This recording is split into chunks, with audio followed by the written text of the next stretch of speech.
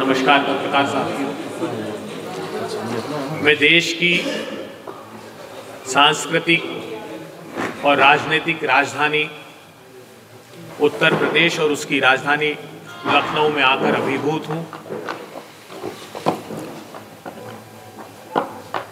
जहां लखीमपुर में किसानों को रौंदा जाए शान से, जहां मणिपुर में बेगुनाह हाथ धो रहे हो जान से, जहां धन्ना सेठों के सर पर सत्ता की सरपरस्ती का ताज हो, जहां युवाओं पर गिराई जा रही बेरोजगारी की गाज हो, जहां बेटियों की हर ओर लुट रही लाज हो, वहां न चुप रहेंगे हम, कहेंगे हाँ कहेंगे हम, हमारा न्याय हमें जनाब चाहिए, हमें जनाब चाहिए। पत्रकार साथियों, देश के अग्रणी नेता राहुल गांधी जी ने एक नई क्रांति का सूत्रपात किया था।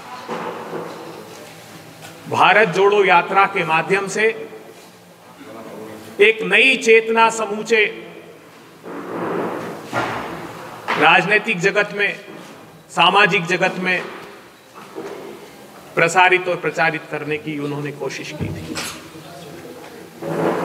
उसका परिणाम भी हमको देखने को मिला। बेशक वो राजनीतिक संदर्भों में उसकी विवेचना नहीं कर सकते, मगर वो देश के प्रधानमंत्री जो अंतिम पंक्ति में खड़े हुए लोगों की न्याय की योजना को रेवड़ियां बताते थे, वे अब खुद भी गारंटियों के नाम से उसे प्रचारित करने लगे हैं। ये एक बड़ी उपलब्धि उस भारत जोड़ो यात्रा की थी, जो विभिन्न भाषा, भूषा, भेषज, धर्म, संस्कृति, संस्कारों का हमारा देश था, जिसकी बहुलता पर खतरा मंडरा रहा था। कम से कम उस भारत जोड़ो यात्रा के माध्यम से वो स्वर आज आम जनमानस में प्रतिबिंबित होने लगे हैं और इस देश में जो सांप्रदायिक ध्रुवीकरण का वातावरण निर्मित करने की कोशिश भारतीय जनता पार्टी ने की थी, उसमें उसको कदम पीछे खींचने के लिए राहुल गांधी जी ने मजबूर किया। एक दूसरा बड़ा कदम हम लोग उठाने जा रहे हैं। 14 जनवरी से मणिपुर से लेकर मुंबई तक 20 मार्च 66 दिनों तक हम 6700 किलोमीटर की पदयात्रा करेंगे। 15 राज्यों के 110 जिलों में वो यात्रा होगी, जो लगभग 100 लोकसभा क्षेत्रों से होकर गुजरेगी। हम इस देश के नागरिकों के लिए न्याय की बात कर रहे हैं, क्योंकि बीते 10 सालों में जो इस देश ने देखा है कि देश का किसान, देश का युवा, देश का नौजवान, देश की बेटियां, देश का जवान, सब लोग प्रताड़ित किए गए। राहुल गांधी जी एक न्याय यात्रा निकाल रहे हैं ताकि जो समाज के अंतिम पंक्ति में खड़े हुए लोग हैं उनको वो न्याय दिला सकें। पहले हमने एक यात्रा प्रारंभ की थी भारत को जोड़ने की, उसके सकारात्मक परिणाम हमको देखने को मिले, और एक दूसरा बड़ा कदम बढ़ा रहे हैं, वो है न्याय दिलाने का। जो समाज के अंतिम पंक्ति में खड़े हुए लोग हैं उनको हम न्याय की हर संभव कोशिश करेंगे। और यात्रा का पूरा विस्तार आज जो हम ये बुकलेट जारी कर रहे हैं, इसमें हमने उस यात्रा का पूरा ब्यौरा दिया है। उत्तर प्रदेश के संदर्भ में अब चूंकि हम यहाँ रहेंगे तो आपसे मुखातिब होते रहेंगे और पूरा विस्तार से कहाँ कहाँ यात्रा का पड़ाव होगा और कैसे आगे बढ़ेगी वो हमने इसमें एक न्याय योद्धा का भी प्रावधान रखा है कि एक मिस्ड कॉल देने पर वो न्याय योद्धा बन जाएगा। ऐसे सारे इन प्रोविजंस का उल्लेख हमने इसमें किया है, जिसको विस्तार से आप लोगों को देखने को मिलेगा। मैं चाहता हूँ कि सारे नेता एक बार बुकलेट को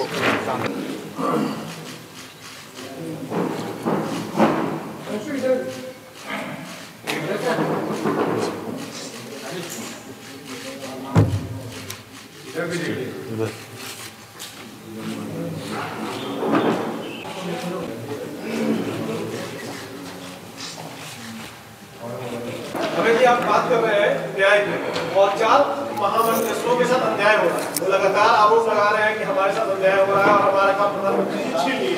कैसे देखते हैं इसको? देखिए, राम राज्य की अवधारणा में कहा गया है, जासु राज प्रिय प्रजा दुखारी सो इंद्र पौसी नरक। जिस राजा के राज में प्रजा को दुख भोगना पड़े वो नर्क की अधिकारी होती है। और हमारी सनातन संस्कृति के 4 मूल स्तंभ हमारे शंकराचार्य चारों पीठों के अगर वो आहत हैं तो मान लीजिए समूचा सनातन धर्म आहत है। बस इतना ही मैं कहना चाहता हूँ। ये बताइए, भारत छोड़ो यात्रा के आपने बताया कि सकारात्मक परिणाम मिल रहे हैं, सकारात्मक परिणाम मिलने से इससे आपको क्या फायदा मिलेगा न्याय यात्रा से? तो इलेक्शन है, सभा में देश की बात है। देखिए, भारत जोड़ो यात्रा का सकारात्मक परिणाम ये था कि वो जो भारतीय जनता पार्टी पूरी तरह सिर्फ सांप्रदायिक ध्रुवीकरण पर चुनाव लड़ती थी, उसने कम से कम गारंटियों की बात करना प्रारंभ किया। जब राहुल गांधी जी हम जितने प्रांतों में अपनी स्कीम्स की बात करते थे कि हम गैस के दाम अधिक हैं, सस्ते में लोगों को सिलेंडर देंगे, आर्थिक लाभ लोगों को पहुंचाएंगे, जैसा हमने कर्नाटक में करके भी दिखाया। कर्नाटक का भी परिणाम उसी तरह प्रतिबिंबित होता है। तो कम से कम भारतीय जनता पार्टी और प्रधानमंत्री जी शमशान कब्रिस्तान की अपेक्षा गैस के लाल सिलेंडर पर आ गए, वो लाडली बहना योजना पर आ गए, तो वो उन्होंने अंतिम पंक्ति में खड़े हुए लोगों की बात करना प्रारंभ किया। ये सकारात्मक परिणाम था। हमने तब भी कहा था कि भारत जोड़ो यात्रा का उद्देश्य राजनीतिक कतई नहीं है।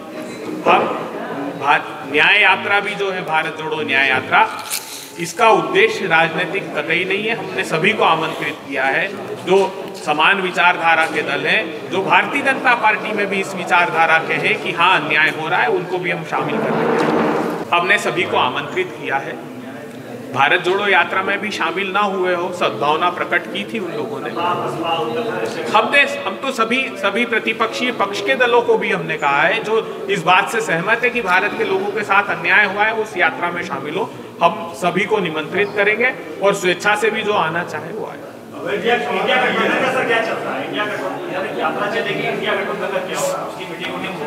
मीटिंग तो चल रही है निरंतर रूप से। हम लोगों ने उसके राष्ट्रीय परिप्रेक्ष्य में 5 उसके समन्वयक हैं, जिसमें भूपेश बघेल जी हैं, अशोक गहलोत जी हैं, मुकुल वासनिक जी हैं, मोहन प्रकाश जी, तो 5 लोग हैं। वो अलग अलग दलों से रोज नियमित बात कर रहे हैं। मेरा सवाल यह है कि मणिपुर गवर्नमेंट ने आपको लिमिटेड लोगों के साथ जो है यात्रा शुरू करने की परमिशन दी है, तो इसका मतलब क्या है? लिमिटेड लोगों का क्या उनकी डिटेल भी आपसे मांगी है? और आपको लगता है कि मणिपुर गवर्नमेंट जो है राहुल गांधी की भारत यात्रा को सपोर्ट मतलब परमिशन मिला है? नहीं, मणिपुर मुख्यमंत्री बीरेन्द्र सिंह ने ये बात भी कही थी कि जो है हम राज्य सुरक्षा एजेंसी से बात करेंगे, परमिशन तो मिल गई है लिमिटेड लोगों के साथ। देखिए, मैं आप लोगों से पूछना चाहता हूँ कि क्या मणिपुर के मुख्यमंत्री को इस बात का नैतिक अधिकार रह जाता है जो वो यात्रा को रोकने के लिए कोशिश करने की बात कर रहे हैं?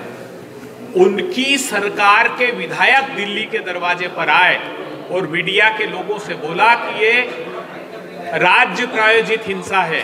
जो मणिपुर में हिंसा हुई है, बीजेपी के एमएलएज ने कहा कि मणिपुर में जो कुछ हुआ है वो भारतीय जनता पार्टी की सरकार की सरपरस्ती की हिंसा है। 4000 ऑटोमेटिक वेपन लूटे गए।